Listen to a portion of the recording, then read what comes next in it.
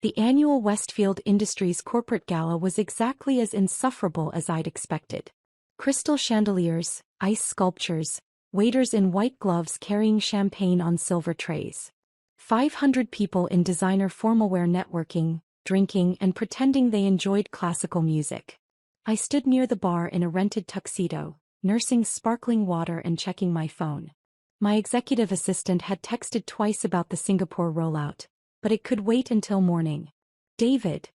My father's voice boomed across the marble floor. There you are. Come meet someone. I pocketed my phone and walked over. My father stood with 3 men in expensive suits, board members from his company I assumed. Dad ran a mid-sized pharmaceutical distribution company and loved events like this. Gentlemen, this is my youngest son David, Dad said, clapping me on the shoulder. He's in IT. Computer stuff. Just IT support, fixing computers or something. The men nodded politely, already losing interest. Actually, I started. David's always been into computers, my mother interrupted, appearing beside us with her practiced social smile. Ever since he was little. We never quite understood it, but everyone needs tech support these days, don't they? She said it apologetically, like she was explaining a mildly embarrassing condition. Absolutely, one of the board members said. My assistant calls IT at least once a week. Can't function without them. That's what David does, Dad confirmed. Keeps computers running. It's good, steady work. How nice, another board member said with the tone people use when they mean the opposite. If you'll excuse us, Richard, we need to discuss the merger before the evening gets away from us. They drifted away, already back to talking business. Dad turned to me. You could have dressed up a bit more, David. This is a formal event. It's a tuxedo, I pointed out. A rented one, Mom said quietly. Your brother wore an Armani tux. You can tell the difference. My older brother Trevor appeared as if summoned. He did indeed look impeccable in what was probably a $5,000 tuxedo, his wife Amanda glittering beside him in diamonds. Mom, Dad, Trevor said, kissing our mother's cheek. Great turnout tonight. I just closed a conversation with the Harriman Group CEO. Might lead to a consulting contract. That's my boy, Dad said proudly. Always working the room. That's how you build a career. Trevor was a senior consultant at a strategy firm, making around $200,000 a year. Our parents acted like he'd cured cancer. Hey David, Trevor said, finally acknowledging me. Still doing the tech support thing? Mom mentioned you might be looking for something more substantial. I'm not looking for anything, I said calmly. It's just you're 34, Trevor said. Most people have advanced beyond help desk by now. Have you considered going back to school? Getting an MBA? Could really help you move up. I have an MBA, I said. From Wharton. And a master's in computer science from Stanford. Oh right, Trevor said dismissively. I forgot you did that. Still, you could be doing so much more with those degrees. Look at me, I leveraged my MBA into a 6-figure career. You could do the same if you applied yourself. I'm fine where I am, I said. My sister Emily joined our circle, champagne in hand. She was a marketing director at a fashion company. Are we talking about David's career again? I keep telling him he should network more. I could introduce him to some people. Entry-level positions, but everyone has to start somewhere. I started 12 years ago, I said quietly. Exactly. Emily said brightly, missing the point entirely. 12 years in IT and still at the same level. That's why you need to branch out. Try something new. Use those degrees. A waiter passed with a tray of champagne. My father took 2 glasses, handing one to my mother. You know what David's problem is? Dad said as if I weren't standing right there. No ambition. He's comfortable doing the bare minimum. Tech support is fine for a kid out of college, but at his age, he should be running an IT department at minimum. I keep telling him to apply to bigger companies, Mom added. Google, Microsoft, those places. They must need tech support. At least it would sound more impressive. I work with Google and Microsoft, I said. Among others. As a vendor? Trevor asked. That's good, Dave. Client relationships are important. Shows initiative. Something like that, I murmured. My phone vibrated. I glanced at the screen. Urgent. Singapore security breach. Need authorization to deploy countermeasures. I typed back quickly, authorized. Deploy Protocol 7. Keep me updated. David, my mother said sharply. Put your phone away. This is a networking event. You should be meeting people, making connections. How do you expect to advance if you're always on that device? Sorry, I said, pocketing it. Amanda, Trevor's wife, leaned in conspiratorially. David, honey, Trevor and I were talking. We could lend you some money if you need it. For a nicer tux next time, or to update your wardrobe for interviews. You need to look the part if you want to move up from support staff. I appreciate that, but I'm fine, I said. Are you though? Emily asked gently. You still live in that small apartment, you drive an old car, you never take vacations. David, if you're struggling financially, we can help. That's what family is for. I lived in a 4,000 square foot penthouse in Tribeca worth $12 million. I drove a Tesla because I liked the technology, though I also owned a Porsche and an Aston Martin in my building's garage. And I'd taken 17 days of vacation in the past 3 months, including a week in the Maldives and a long weekend in Tokyo. But explaining this felt pointless. I'm really okay, I said. Pride, my father said, shaking his head. David's always been too proud to ask for help. Son, there's no shame in accepting that you haven't quite hit your stride yet. You're a late bloomer. Some people are. Very late, Trevor muttered, earning a sharp look from our mother. A woman in an elegant black gown approached our group. She was in her 50s with sharp eyes and an air of authority. Excuse me, she said, looking directly at me. Are you David Morrison? I am, I confirmed. I'm Catherine Wells, event coordinator, she said. There's an urgent situation. Your executive team has been trying to reach you. Something about an emergency board meeting. My family stared at me in confusion. Emergency board meeting? My father repeated. David, what is she talking about? I should take this, I said to Catherine. Where's the call coming in? The event staff has set up a private office for you in the East Wing, Catherine said. Your chief operating officer is on video conference, and your general counsel is standing by. By what now? Emily said faintly. Lead the way, I told Catherine, following her across the ballroom. Behind me I heard my mother. Did she say his general counsel? That can't be right. The private office was actually the venue's business center, hastily converted for my use. A large screen showed my COO Sarah Chin looking stressed. David, thank God, Sarah said when she saw me. We have a situation. TechCore just launched a hostile takeover attempt. They've been buying up shares through shell companies for the past 6 weeks. They just filed with the SEC. They own 23% of the company. I sat down, my mind immediately shifting into crisis mode. How did we miss this? They were careful, Sarah said. Used offshore accounts, multiple intermediaries. Our compliance team flagged some unusual trading patterns last week, but we didn't put it together until an hour ago. Where's the board? I asked. Assembling now via video conference, Sarah said. We need you to authorize a defensive strategy. Legal says we can implement a poison pill, but it has to come from you as CTO and majority shareholder. Do it, I said. Activate the poison pill provision. What's our current share price? $342, Sarah said. TechCore's tender offer is $385. They're betting shareholders will jump at the premium. They're betting wrong, I said. Get our investor relations team on calls to all major shareholders. Remind them of our 5-year growth trajectory. We're not selling. On it, Sarah confirmed. David, the board meeting starts in 10 minutes. You'll need to present the defense strategy. Send me the brief, I said. I'll review it now. The door opened behind me. My entire family had followed, standing in the doorway looking confused. David, my mother said uncertainly. What's going on? I glanced back at them. I need about 10 minutes. Can you wait outside? But, my father started. Please, I said firmly.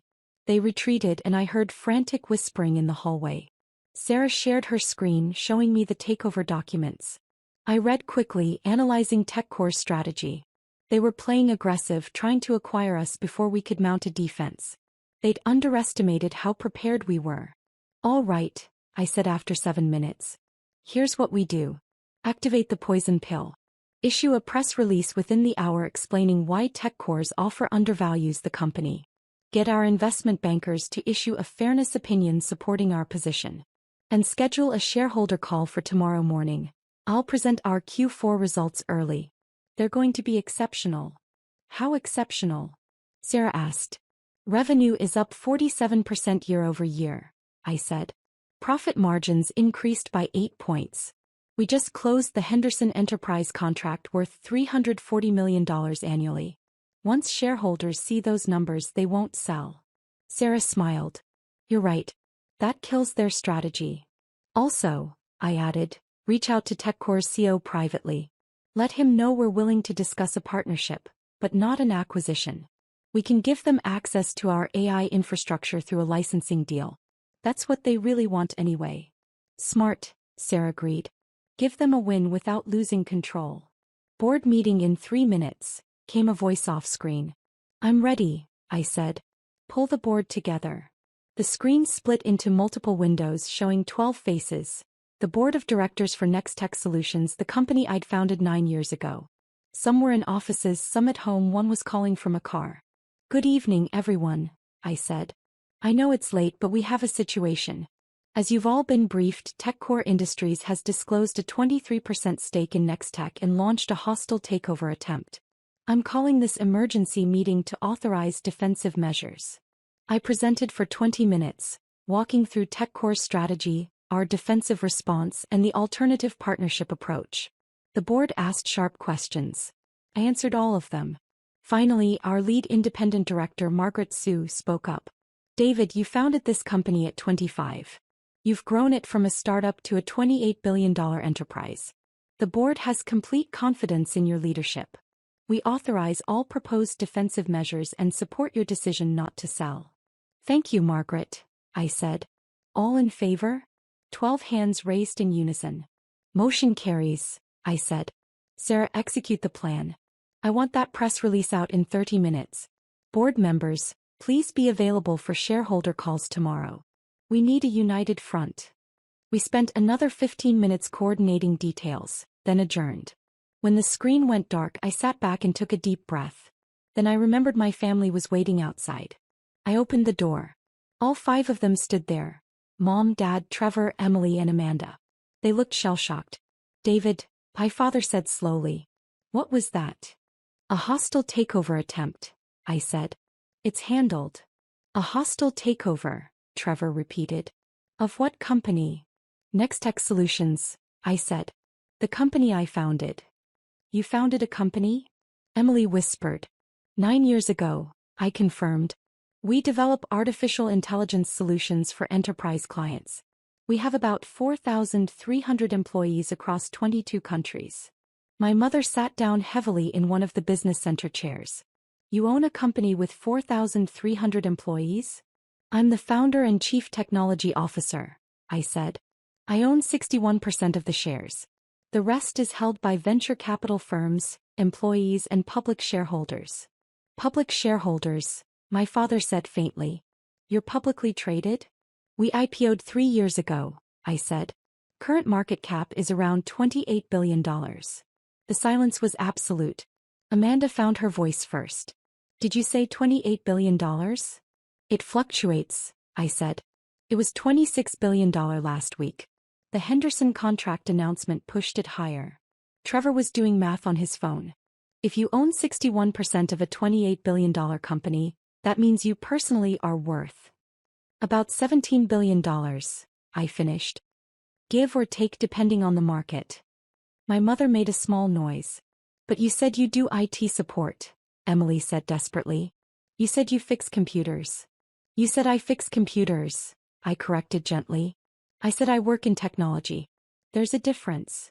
Why didn't you correct us? My father demanded. I tried to, I said. Multiple times over the years. You weren't interested in the details. Trevor was scrolling frantically on his phone. There are hundreds of articles about you. Forbes, Fortune, Bloomberg. You're on the Forbes 400. You're one of the youngest self-made billionaires in America. The Forbes ranking is outdated, I said. That was based on last year's valuation. Last year's, Trevor stopped, looking at me like he'd never seen me before. David, how did we not know this? You never asked what I actually did, I said simply. You just assumed I was in tech support and stopped listening. My mother was reading on her phone now, tears starting to form. There's an interview here from 2 years ago. You talk about growing up in a family that didn't understand technology. You said you learned early to stop trying to explain your work because people weren't interested. That's true, I said. We weren't interested, she whispered. Oh God, David. We weren't interested. My father pulled up a video on his phone. It was from a tech conference where I'd given a keynote speech to 10,000 people about the future of artificial intelligence. You're famous, he said, watching me command the stage on the small screen. In the tech world, you're actually famous. I prefer to keep a low profile in other contexts, I said. I don't like publicity much. The apartment you live in, Emily said, her voice shaking. Where is it exactly? Tribeca, I said. Franklin Street. She searched the address and went pale. This penthouse sold for $12 million 3 years ago. I paid $11.8 million, I said. Got a good deal because the previous owner needed to sell quickly. Amanda was crying now. I offered to lend you money for a tuxedo. I offered to lend a billionaire money for a tuxedo. You were trying to be kind, I said. I appreciated the gesture. I told you to apply for entry-level positions, Emily sobbed. I said everyone has to start somewhere. You started a $28 billion company. Trevor had found my Wikipedia page. It says here you were featured on the cover of Time magazine as one of the most influential people in technology. That you've been invited to speak at the World Economic Forum 4 times. That you advise 3 governments on AI policy. The government work is mostly pro bono, I said. I think it's important to help shape responsible AI regulation. My father sat down next to my mother. The Armani Tux comment. God, David. I criticized your rented tuxedo. I rented it because I rarely attend formal events, I said. Buying one seemed wasteful. I spent about 2 hours total in this tux. Why would I spend $5,000 on it? Because you can afford it, my father said. Affording something and needing it are different things, I pointed out. My phone buzzed. Sarah again. Press release is out.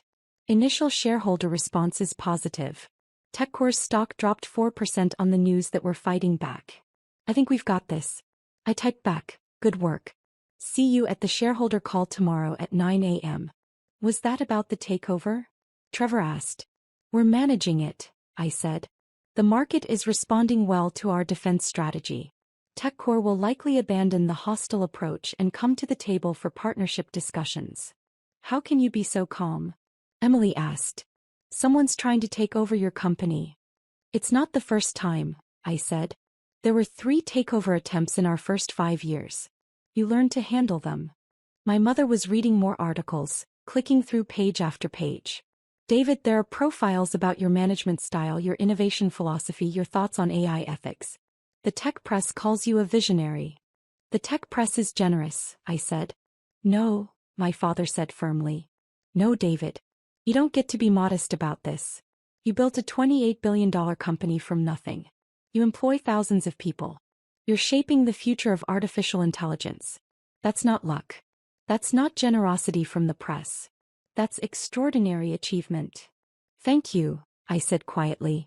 Trevor looked up from his phone, his expression a mixture of awe and devastation. I bragged about making $200,000 a year. To a billionaire. I told you to leverage your MBA like I did. You were trying to help, I said. I was being condescending, Trevor corrected.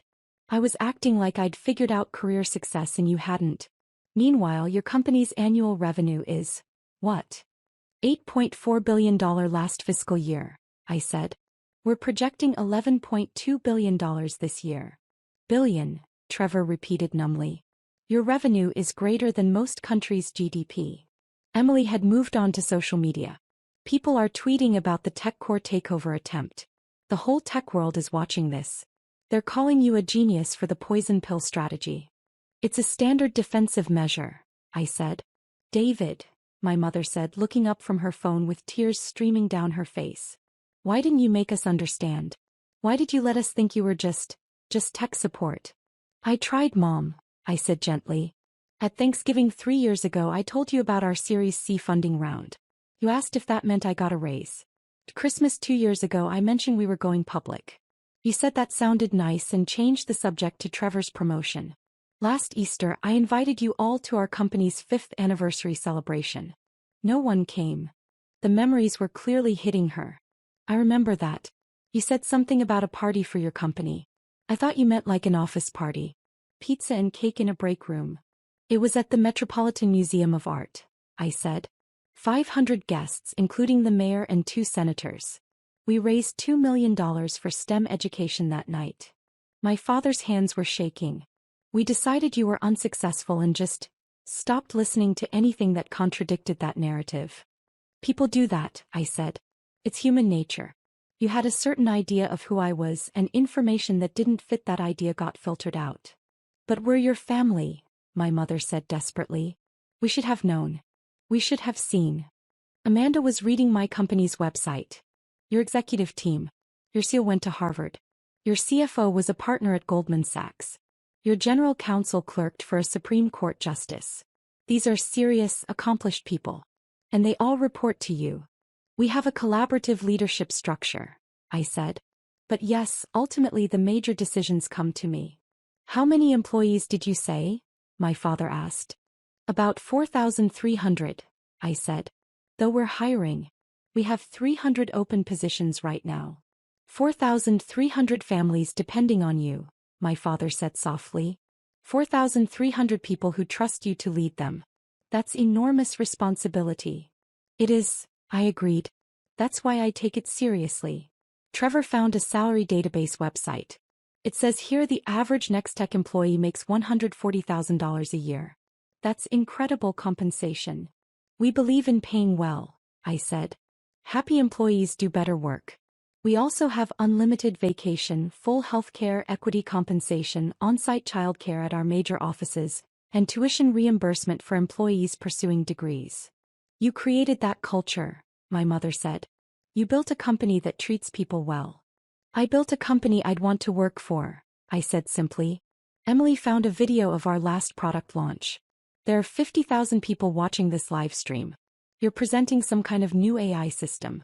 David, you're not just successful, you're actually changing the world. We're trying to, I said. AI has enormous potential to improve lives.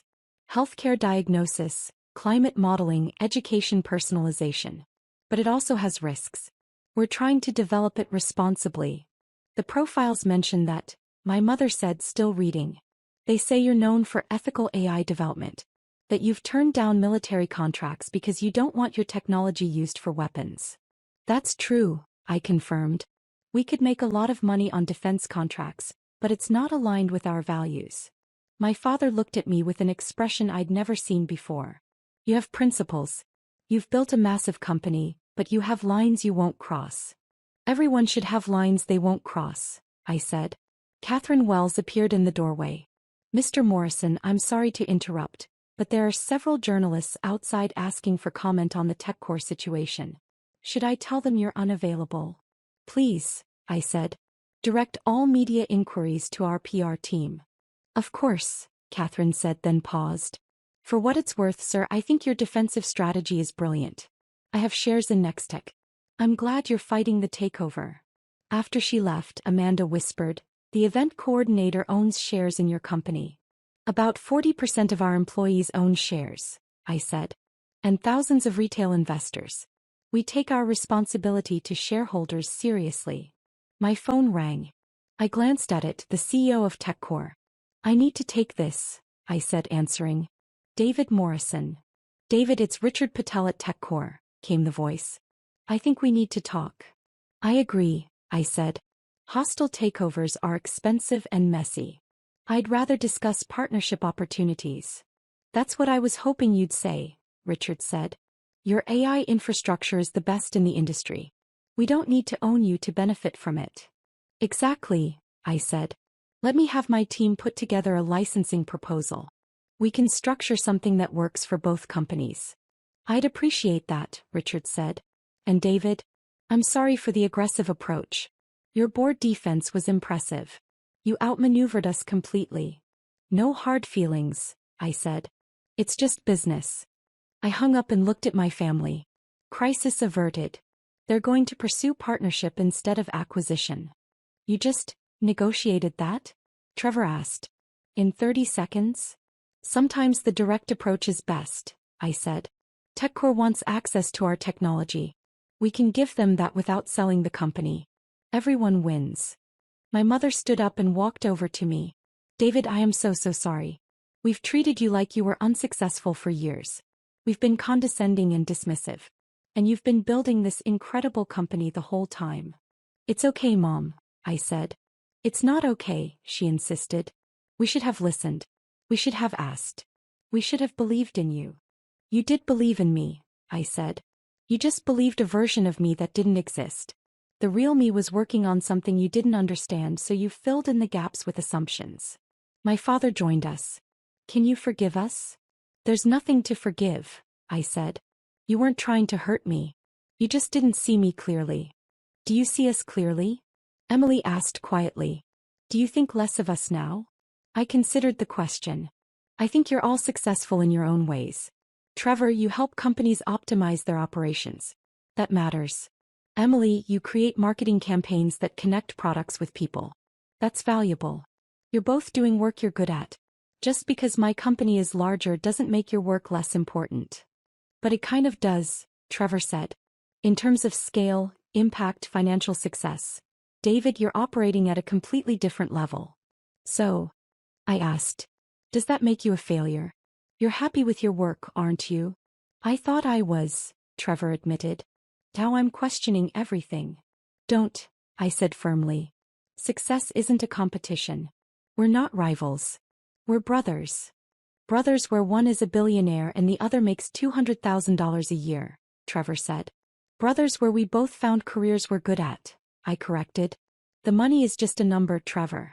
It doesn't define me. How can you say that? Amanda asked. You're worth $17 billion.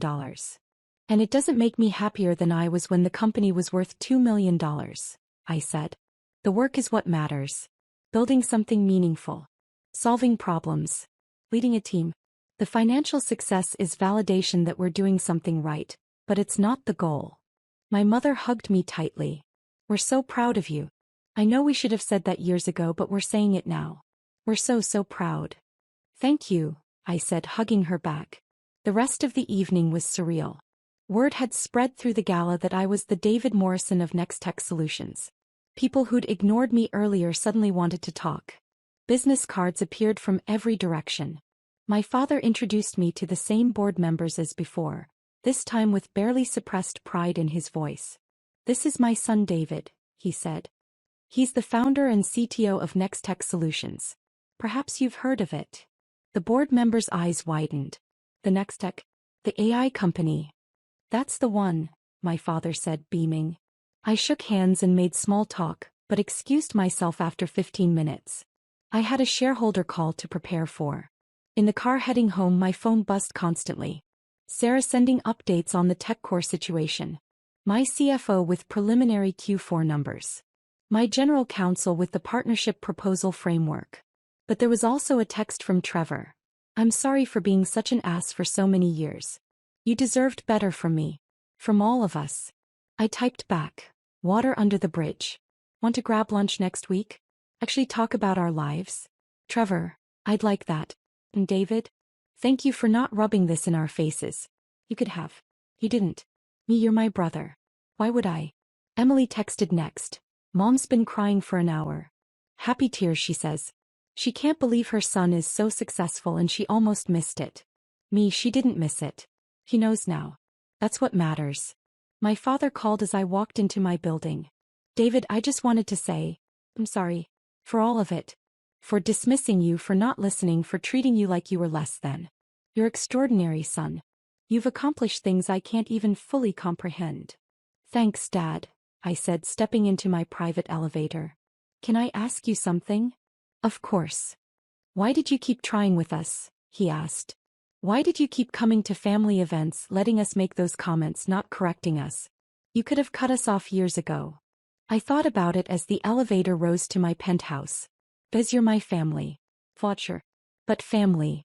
And I always hoped that someday you'd actually see me. Really see me. Tonight you finally did. We won't waste that chance, my father promised. We're going to do better. Be better. I know you will, I said. After I hung up, I stood in my living room looking out at the Manhattan skyline. The lights of the city stretched in every direction, thousands of windows in hundreds of buildings, each one representing lives being lived, work being done, dreams being pursued. Somewhere out there, TechCore's team was probably discussing their failed takeover attempt. Our shareholders were reading the press release, feeling confident in their investment. Our employees were sleeping peacefully, knowing their jobs were secure. And my family was finally understanding who I'd been all along. I opened my laptop and started reviewing the shareholder presentation for tomorrow. The Q4 numbers were exceptional. 47% revenue growth, 8-point margin expansion, the Henderson contract. Our shareholders would be thrilled. But more than that, I was proud of what we'd built. A company that did meaningful work, treated people well, and pushed the boundaries of what artificial intelligence could achieve. That pride had nothing to do with my family's validation. Though I had to admit it was nice to finally be seen. My phone buzzed one last time. Sarah, TechCore formally withdrew their takeover bid. They want to start partnership discussions next week. You were right, they just wanted the technology. I smiled and typed back. Schedule the meeting. Let's build something great together. Because at the end of the day, that's what it was all about. Not the money. Not the recognition. Not even the family validation. Just building great things with great people. Everything else was just noise.